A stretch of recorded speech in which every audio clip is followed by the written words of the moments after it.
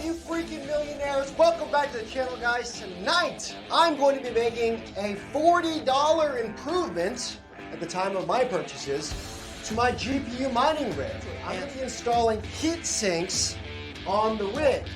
This is a heat sink.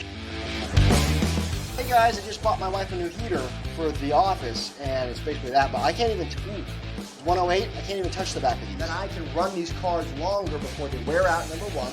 And then number two is that I can push them to a higher bit. So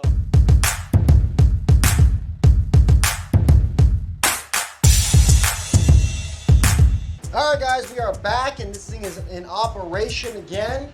You say kick on, I went ahead and rebooted it. Check this out.